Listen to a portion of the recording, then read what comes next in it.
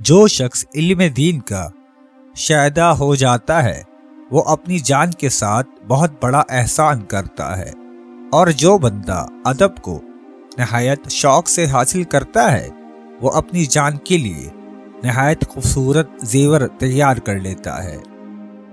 تیرے علم کا تجھ پر یہ حق ہے کہ اسے ایسے لوگوں کے سامنے بیان کرے جو اس کے اہل اور مستحق ہیں، اور لوگ اس کے لائق اور اہل نہ ہوں ان کے پاس اسے کبھی بیان کرنے کی کوشش نہ کر۔ جو شخص اپنے گرنے کا خوف رکھتا ہے وہ ظلم نہیں کرتا، اور جو آخرت کا یقین رکھتا ہے وہ کسی سے وعدہ خلافی نہیں کرتا۔ ظلم پاؤں کو پھسلاتا، نعمتیں دور کرتا، اور آخر کار ظالموں کے گروہ ہلاک کرتا ہے۔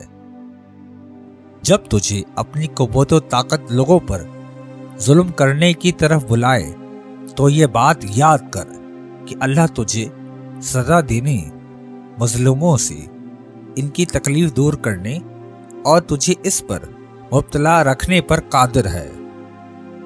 جس بندے نے دنیا کی مصیبتوں کو صبر سے برداشت کیا وہی جنت کی نعمتوں سے فائدہ اٹھائے گا۔ کسی کے ہاتھ چومنا جائز نہیں سوائے اپنی عورت کے ہاتھ کو، وہ بھی عالم شہوت میں، یا پھر بیٹے کے ہاتھ کو محبت بدری سے۔ جس چیز میں شک ہو اسے چھوڑ دے، اور اس چیز کو اختیار ہرگز نہ کر۔ شکی آدمی کسی بات کو صحیح نہیں پاتا، حریص کو کبھی راحت نہیں۔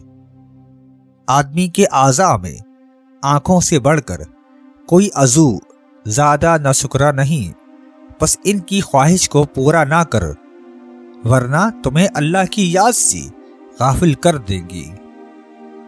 دوزخ ایک ایسی آگ ہے جس کی تیزی نہایت سخت، اس کی آواز بہت بلند، اس کی لپٹ دور تک، اس کی بھڑک جوش مارنے والی، اس کی آواز نہایت غسیلی، اس کا بجھنا بہت مشکل، اس کی شعلہ زنی نہایت تیز، اور اس کا عذاب نہایت خوفناک ہے۔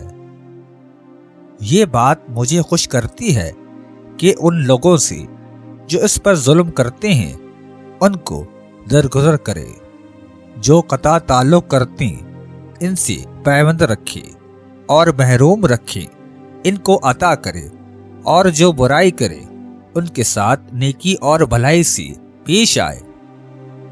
11 کھجوریں بھینس کے دودھ میں ڈال کر عورت کو پلاؤ، 90 سال تک بچہ دانی میں رسولیاں نہیں بنے گی۔